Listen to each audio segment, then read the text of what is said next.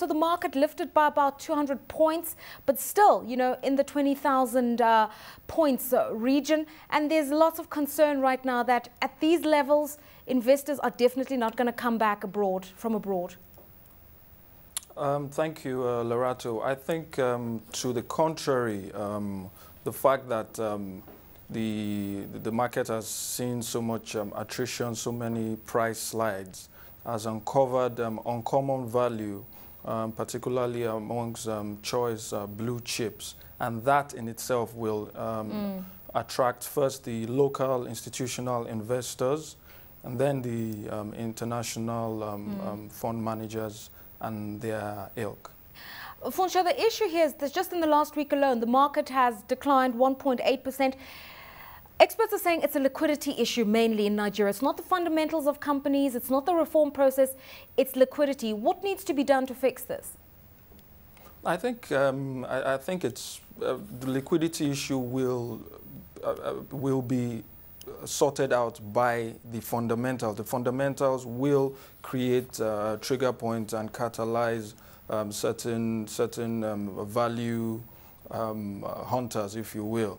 If you look at the bad news obviously is that we broke 20,000 points sometimes last week, as you said.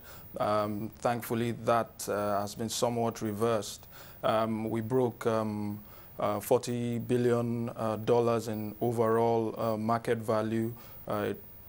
It was well below $40 billion.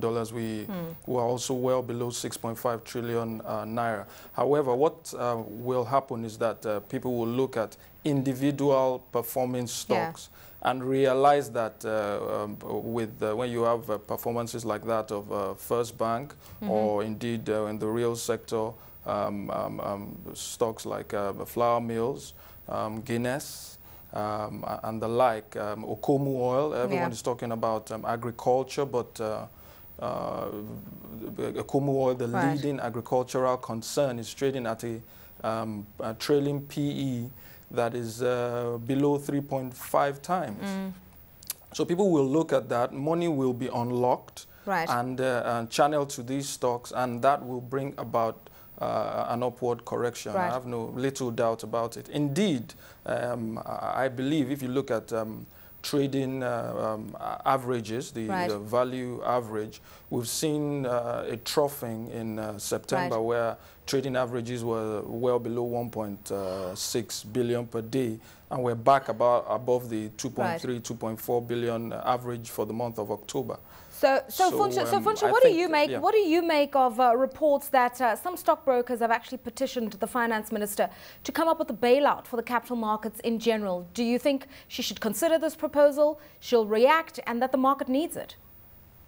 I think, you know, there are two ways that emerging markets build the financial services that support overall economic development via banking and via the capital market.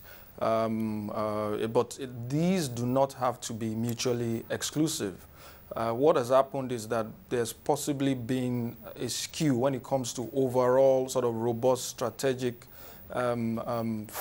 financial underpinnings of development programs. There's been a skew towards the banks. What I think the organized capital market is looking at is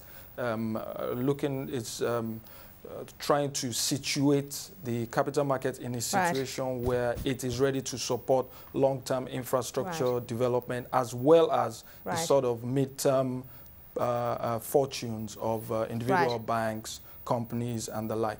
Okay, finally and very briefly, you've obviously said that there's good value in some of the blue chip counters like First Bank, companies like flour mills. We've also seen renewed interest in Nigerian breweries and PZ Cousins, even on the back of their less than spectacular results recently. For you, asset allocation, which would be the stocks you're looking at in which sectors? Well, I think both the Nigeria breweries and PZ are worth looking at despite whatever sort of short-term, quarter-on-quarter problems they've had, simply because of the longer term, mid to longer term value they portend. Beyond that, like I said, it's just amazing that, like I said, the leading agricultural concern, Okomu, is trading at a PE trending towards 3 times. Double that price and you still have a very modest PE. Beyond that, you have a GSK, healthcare concern, very well thought out diversification into consumer goods, and half-year earnings, bottom line postings of over 100%. There is value to be had, Lerato.